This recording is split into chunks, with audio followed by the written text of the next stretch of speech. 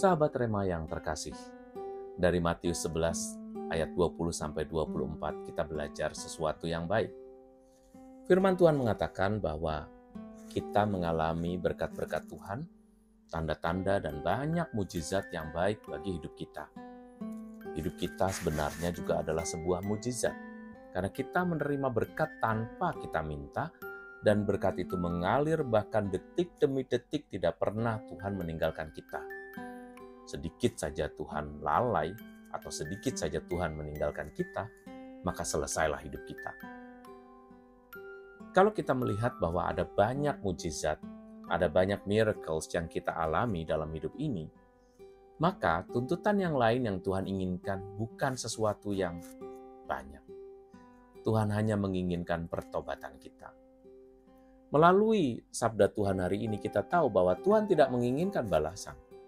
Balasan-balasan apapun bagi Tuhan tidak ada artinya karena Dia telah memiliki segalanya dan Dia berkuasa dan Dia bahkan bisa melakukan apapun bagi hidup kita.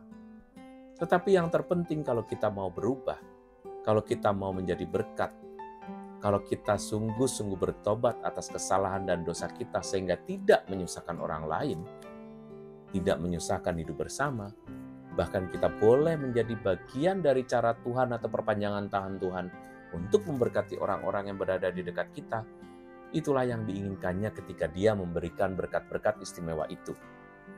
Kalau seluruh hidup kita adalah berkat, seluruh hidup kita adalah anugerah, apa pasalnya kita mengatakan bahwa kita hanya mau memberikan kepada Tuhan jika kita mendapatkan sesuatu yang lebih? Lebih seperti apa? Tuhan sudah memberikan segalanya bagi kita. Inilah saatnya bagi kita untuk memberikan dan mengembalikan berkat-berkat itu dalam bentuk berkat kepada sesama. Berkat yang sama misalnya mulai dari perubahan sikap, mulai dari keputusan-keputusan yang baik dan bertanggung jawab, mulai dari pertobatan meninggalkan dosa yang lama, kesalahan-kesalahan yang bisa membuat orang lain susah, atau kesalahan-kesalahan yang bisa membawa celaka bagi orang lain. Kita jadikan hidup kita ini adalah sebagai pemberian perpanjangan tangan Tuhan. Seperti yang sudah kita ketahui bersama, hal-hal itu pasti kita ingat. Tetapi masalah kita selalu pada prakteknya. Semoga melalui renungan ini, kita bisa memahami firman Tuhan bahwa berkat-berkat, bahkan mujizat-mujizat dan tanda-tanda yang diberikan Tuhan itu ada maksudnya, yaitu agar kita bertobat dan kualitas hidup kita menjadi semakin baik. Marilah berdoa. Dalam nama Bapa dan Putra dan Roh Kudus. Amin. Bapa yang baik, banyak berkat-Mu kami lupakan. Bahkan kami tidak melihatnya. Kami selalu mengharapkan banyak berkat yang lain.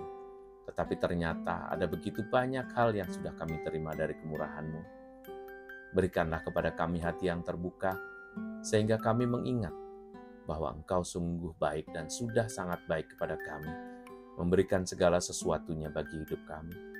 Ajarlah kami dengan murah hati berbalik kepadamu. Dengan murah hati kami menjadi berkat bagi orang-orang yang berada di sekitar kami. Pertama-tama pasangan, keluarga, dan sahabat, serta siapa saja yang berjumpa dengan kami. Agar nama-Mu semakin dimuliakan, dan hari ini banyak orang merasa Engkau jumpai melalui kehadiran kami. Demi Kristus, Tuhan dan pengantara kami. Amin. Semoga Allah yang Maha Baik memberkati kita, hidup, pekerjaan, keluarga, komunitas, dan putra-putri kita. Dalam nama Bapa dan Putra dan Roh Kudus. Amin.